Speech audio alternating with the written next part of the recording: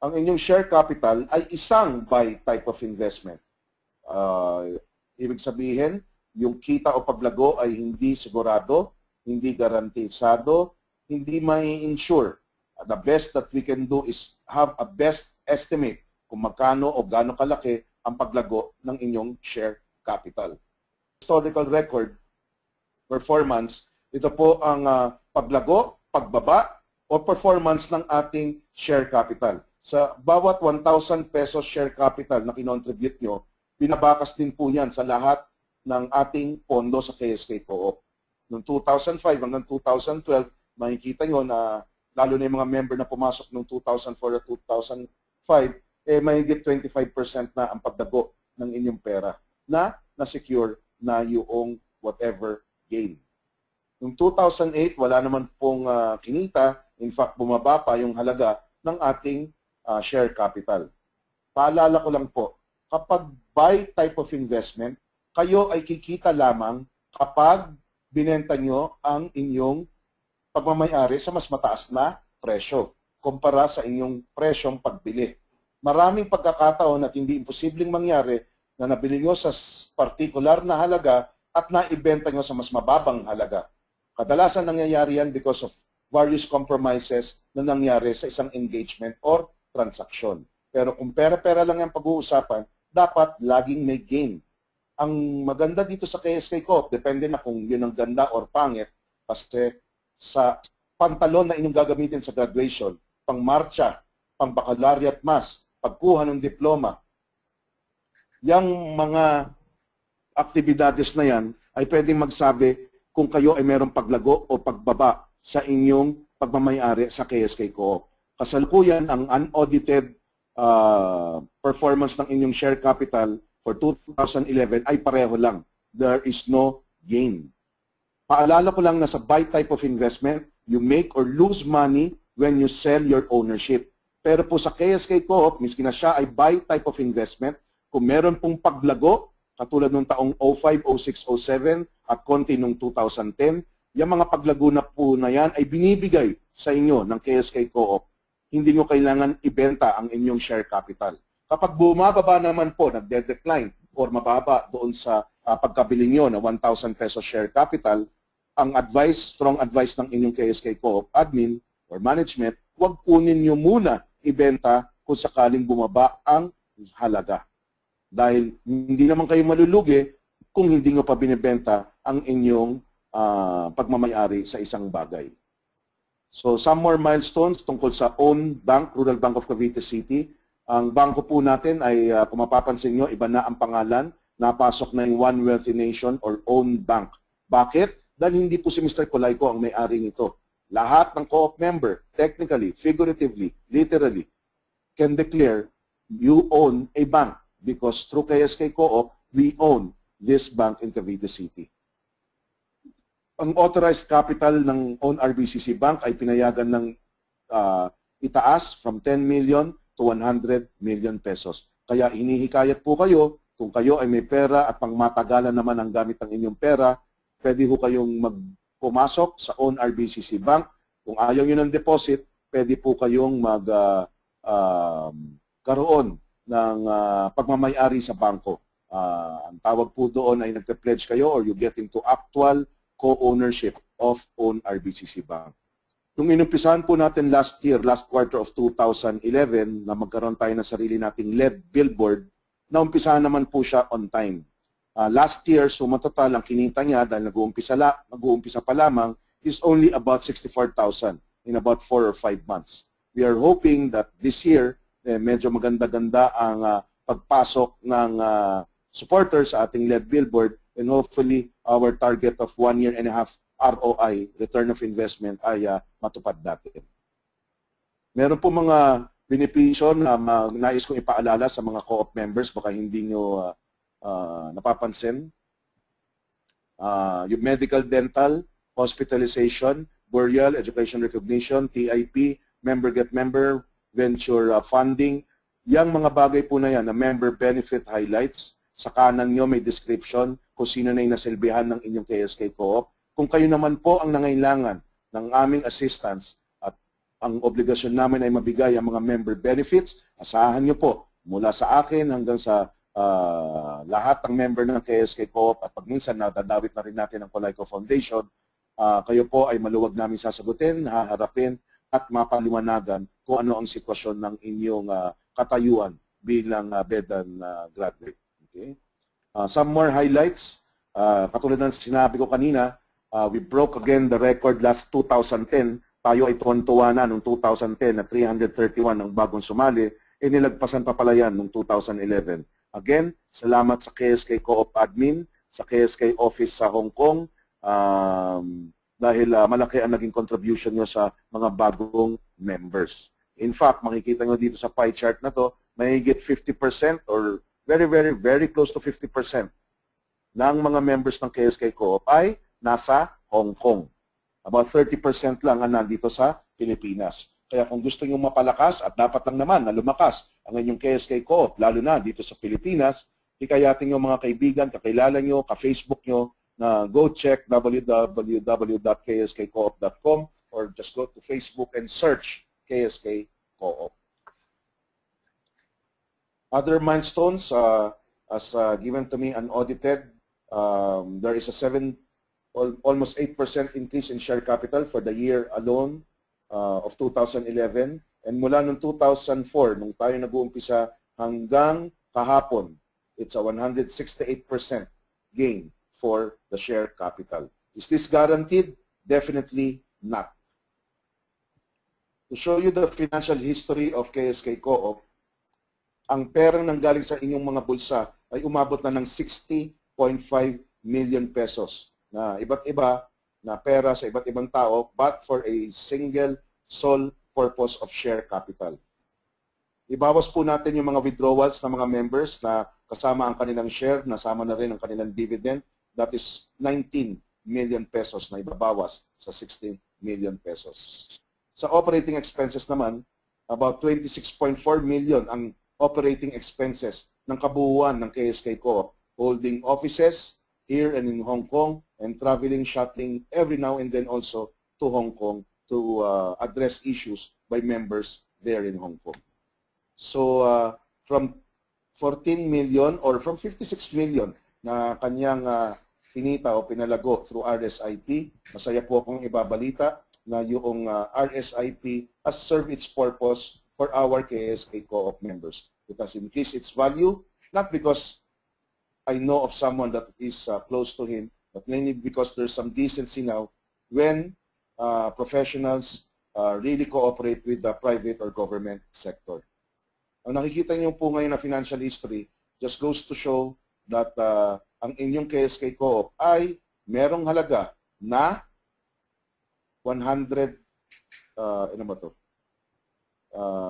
More than 1 day of her salary. About ang complete pagmamayari ng KSK Co-op is about 67 million pesos. Now, kamusta ho ba ang pasok at labas ng pera taon-taon? You can see it on the screen. We will post this in the member login page only, not for the general consumption, for reason that I suppose you know already. So, book value unaudited as of 2011 is about 102 pesos and 1 centavo. So that will not go far, but the fact remains that we are happy to see that performance somehow has not declined but has been maintained.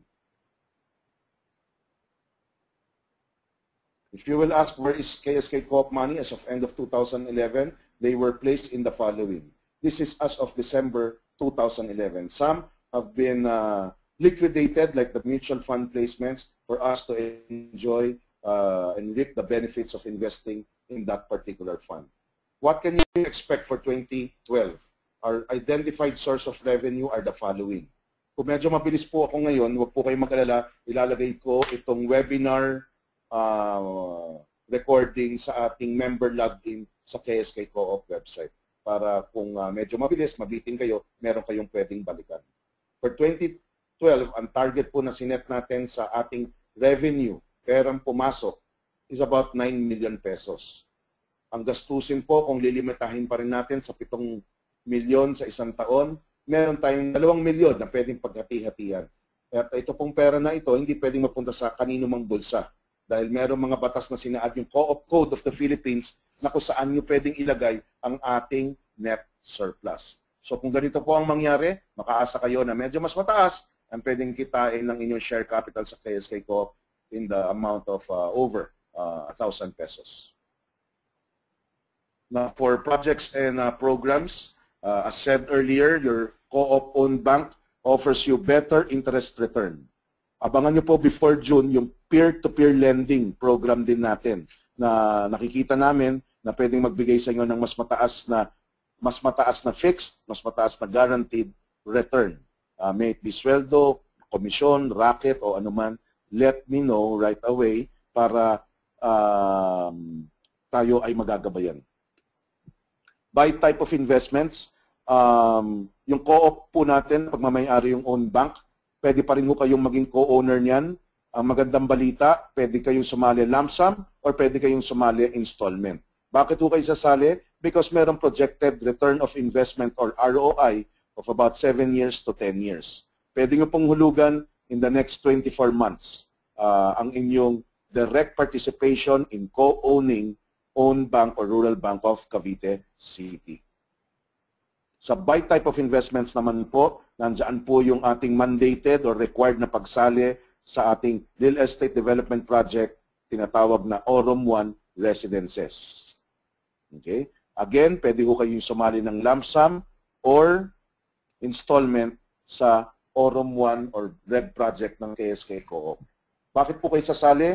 Una, required na lahat ng members ay sumali. Second, meron naman pong kita na pwedeng makuha dito. Minimum guarantee of 300 pesos per square meter na inyong pagmamayari. Yan po ang pwedeng ibigay, minimum guarantee. Mag-uumpisa po yan on the 3rd year, starting this year. Dahil itatayo pa lang yung Aurum 1 Residences or Aurum 1 Hotel.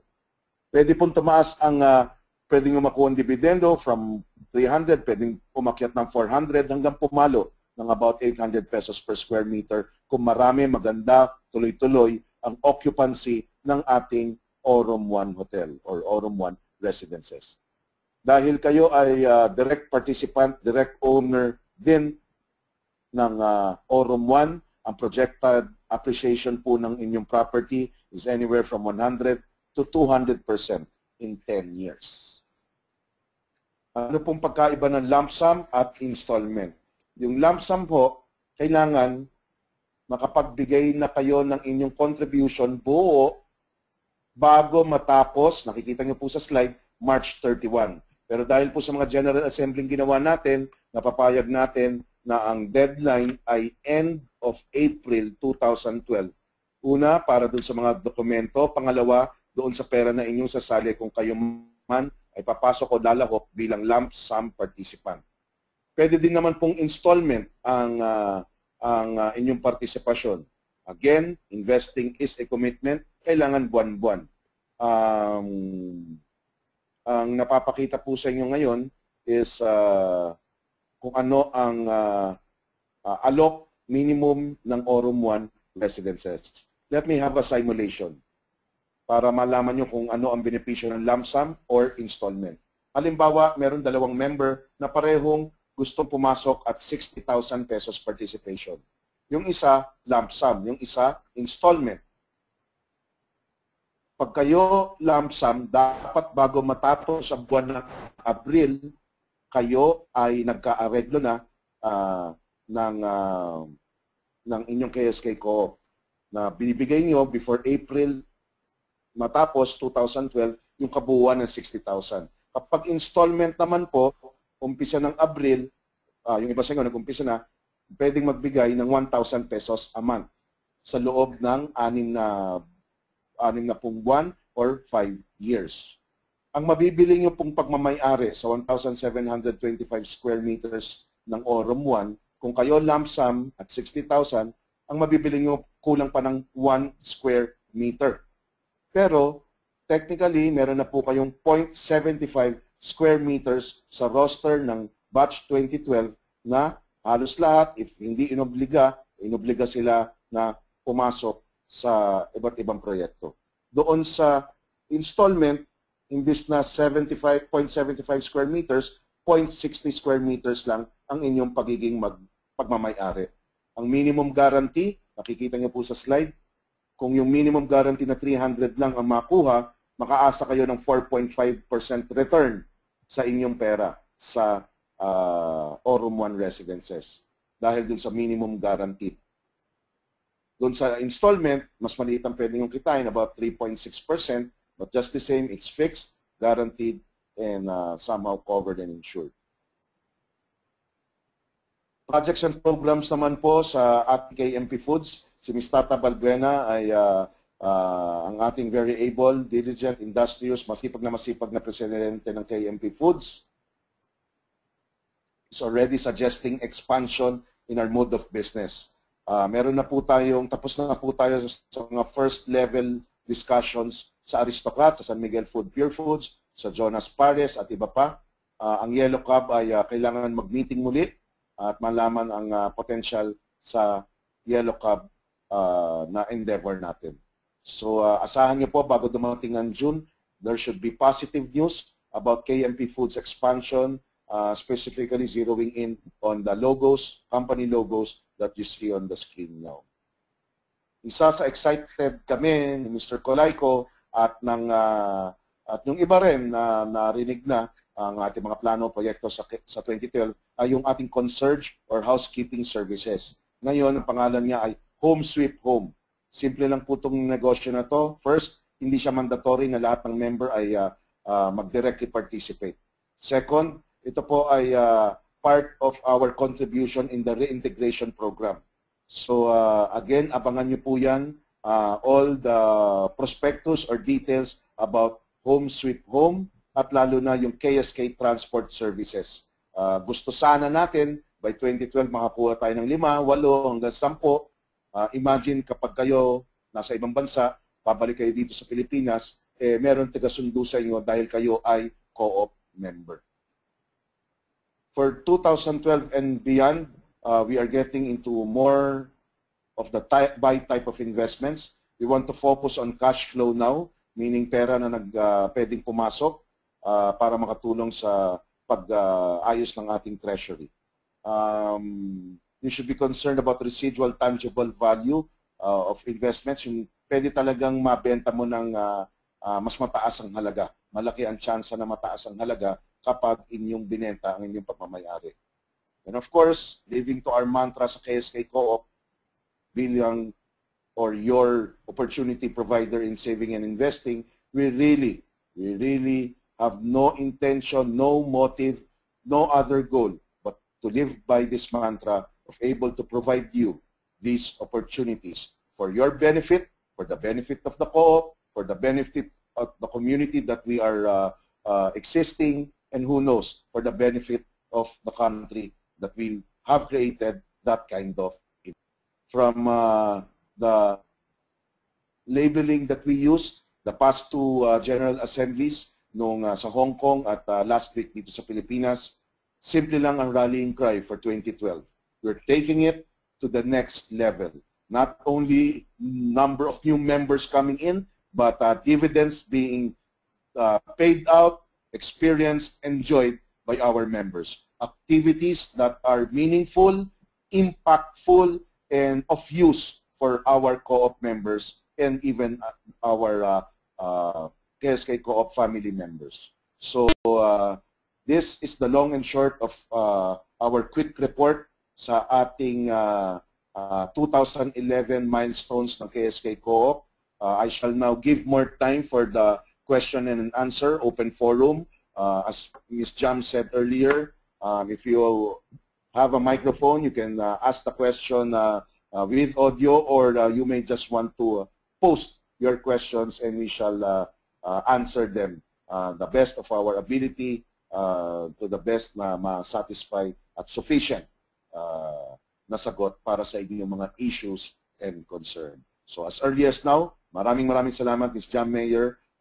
We will probably do more webinars the coming weeks probably. for financial literacy and lalo na explanation of KSK Co-op products, projects, services, and programs.